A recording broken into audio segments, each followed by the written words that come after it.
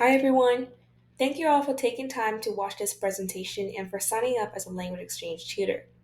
This program wouldn't be possible without all of you, so your participation is greatly appreciated. Also, this presentation will be available to you all through our website if you'd like to rewatch it. This is the LE coordinating team for Fall 2023. My name is Cindy and I use the pronouns she, her, hers. I am currently a junior studying political science and legal studies, and this is my first year as an LE coordinator. And my partner here, this is Elsa, she used the pronoun she, her, hers.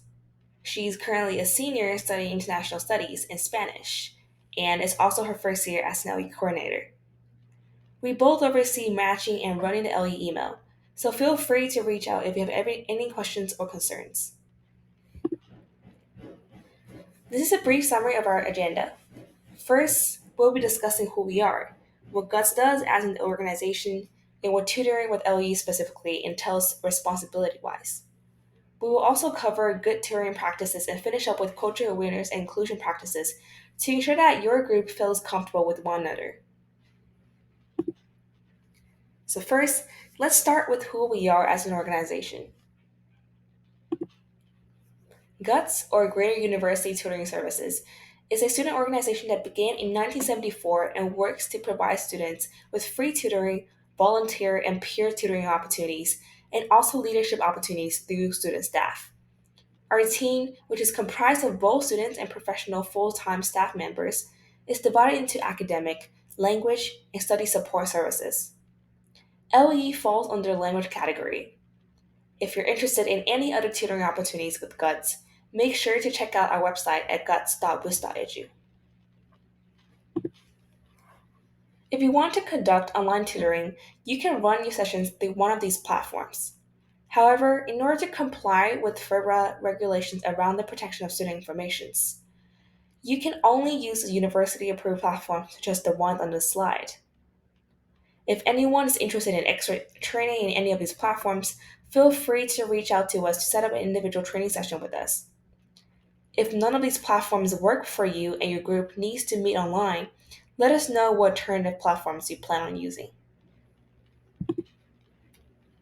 Now we'll move on to details regarding our program specifically and what we expect from our participants. The language exchange programs allows you to learn a foreign language while teaching a language you're fluent in. For example, if you're fluent in Japanese and you want to practice your Spanish skills, we will match you with a fluent or proficient speaker of Spanish who wants to learn Japanese. Due to the nature of this exchange, both participants will engage in tutor and tutee roles. Since this program requires an exact language match to be paired with another student, we recommend also checking out our World Language Learners program for those looking to practice a non-English language, or our Conversational English program for those looking to practice English. You can check out these programs on the GUTS website. Here's a brief overview of how this exchange will work after being successfully matched into pairs. You and your partners will meet for a minimum of 2 hours a week, 1 hour for each language being practiced. During these meetings, we will focus on whatever aspects of language that you wish to improve. Outside of these weekly meetings, our programs, often with the World Language Learners programs, will host programs events for you to meet other participants and engage in fun activities. Once you're matched, it is important to first contact your partner using the contact information provided in the matching email. In this email, you can discuss where and when you will meet weekly. If your partner doesn't respond to you or there are issues with scheduling, feel free to reach out to us so that we can rematch you with other participants. At your first session, we ask that you fill out your tutor-tutee contract together. This is an important document that lets us know that your group has met and has set up a basis for future meetings. We require that all participants send it in within 2 weeks of meetings for the first time. After your sessions, please have one of your group members fill out the attendance sheet. After this training, we will match you with the group members. This matching email will include contact information and important documents like the tutor-tutee contract, attendance sheet, and post-training survey. As the semester progresses, we will send out updates regarding social events and check-in forms. In order to ensure that your groups are meeting, we ask that you fill out an attendance sheet. in case you weren't able to meet with the group, please also fill the report anyway to show that the session was canceled. Feel free to bookmark this form and use the last 5 minutes of your tutoring sessions to fill out this document. Specifically, if you're interested in letters of recommendations and or volunteer hours, we need to refer to these reports. So make sure to fill them out. In case you lose the email with the reports, you can find it on the WLL website. Attendance, although very important for this program, is flexible. So if anything suddenly comes up in the way of emergency situations, illness, pre-planned events, religious holidays, and or exams, communicate that to your partner as soon as possible to let them know of this conflict. In the instance that a group member has more than 2 inexcused absences, they will be removed from the group and replaced. So make sure to keep up with the attendance sheets. If you have any questions or concerns, feel free to contact us. We prefer you email us at the LE email address since we check this during our office hours. But you can also email us separately at our individual Gmail accounts. If you want to talk to someone at Guts other than us, you can contact our supervisor, Savannah. She will definitely be willing to help with anything you need, especially if you have any issues regarding discriminations or harassment. You can also talk to us or the Guts staff members in person at our office at 333 East Campus Mall in the Student Activity Center. Our office is in room 3111 down the hallway off to the left of the help desk. Now we're going to move on to good tutoring practices. Since it is an asynchronous session, we ask that you think about those questions to better understand how to implement culture awareness. Feel free to pause the video here to think through your answers.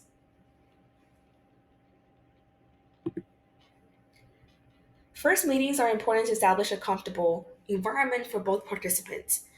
So here is a suggested timeline of how your first session can run. First, you should introduce yourself to your partner. When your partner introduces themselves to you, make sure that you pronounce tutees' names correctly. There are a lot of international student tutees, and some might use their given name, and some might prefer if you were called them by their English name. If you're unsure about how to pronounce your partner's name, just ask. It's also good to discuss with the tutees both long-term and short-term goals about the language to better direct the sessions. Some other questions that are helpful to cover include, what are your tutees interested in improving upon? Is it pronunciation, grammar, slang? Are there any topics you'd like to expand your vocabulary and become more comfortable talking about or are interested in? Or are there any topics that you would like to avoid? Next, it is important to ask tutees what style of tutoring they prefer. Some tutees prefer flexible meeting times while others prefer a schedule. As long as you are meeting weekly, this shouldn't be a problem. Make sure you're conscious of the correction styles you use for a partner and make sure you discuss it with the partner what style of correction will be more beneficial to their learning. In general, it is important to meet people where they are and correct their expectations to match the levels that your group members are operating at. You can achieve this by listening, observing, and connecting it to your tutees during your tutoring sessions. You should also work to make your group members comfortable and get as much out of this experience as possible. This comfortable environment can be created by frequently checking in with the group to assess comprehension, allows breaks, using inclusive languages, and minding personal space when meeting. As we mentioned before, tutoring is an exchange. So we just ask that you try and make sure that your tutees are receiving as much benefit as you are. Finally, if you have any questions about accommodating your group members, feel free to email us.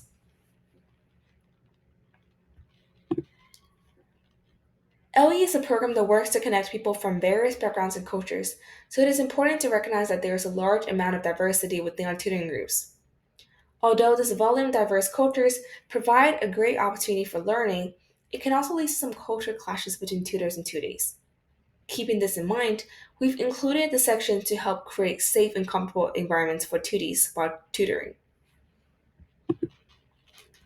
So here's a short video illustrating the idea of implicit bias. Please pause and watch this video. Now we're just going to review some of the ideas from this video. First, implicit bias is defined as a mental associations based on race, gender, and other social categories that may lead to discrimination without intent or possibly awareness. We want to emphasize the part that states that this form of bias operates unconsciously. So it is not the same as explicit bias, which can be exhibited through overt, open discriminations like using racial slurs or just refusing services. Even though someone believes that they aren't biased as it goes against their values, chances are they probably have many implicit biases which are deeply ingrained in their way of thinking. Although implicit bias occur unconsciously and may seem like less of a threat than explicit biases, they can still affect your actions and words. So it's important to recognize them and combat them to make your tutoring sessions more comfortable for all members. First, it is important to note that replacing stereotypes with non stereotype responses takes practice and is by no means an easy or quick process. Doing this requires seeing individuals as unique from the category by obtaining relevant information regarding who they are as individuals. Our mind tends to fill in missing data with stereotype information, so getting to know your group members will counteract this process. We also recommend that you increase opportunities for contact by deliberately engaging in authentic relationships with people in different social groups. It's also helpful to perceive variability within social groups, since every group contains a variety of traits. Finally, we want to remind you that believing that you are unbiased is not beneficial.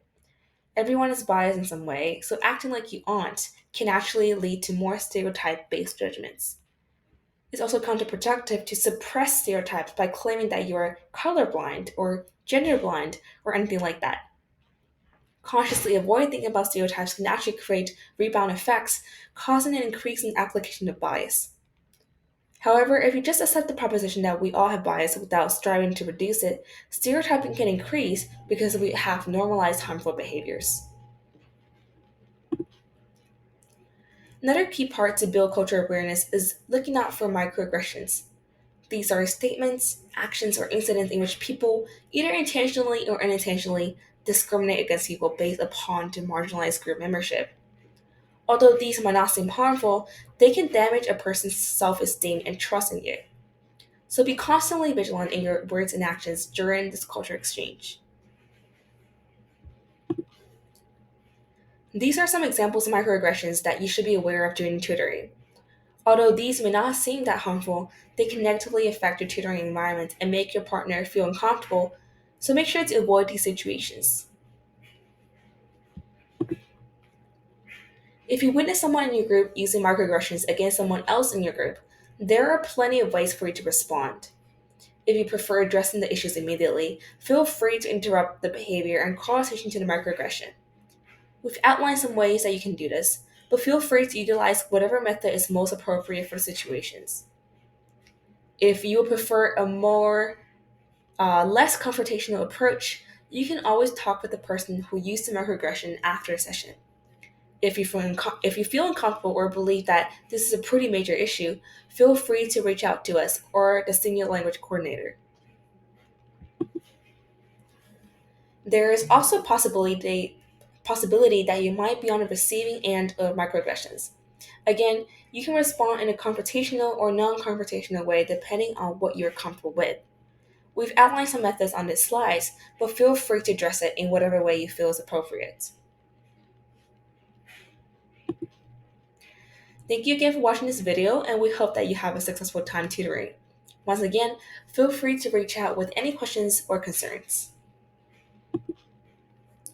If there's anything that you think could be improved in this presentation, please scan this QR code and let us know.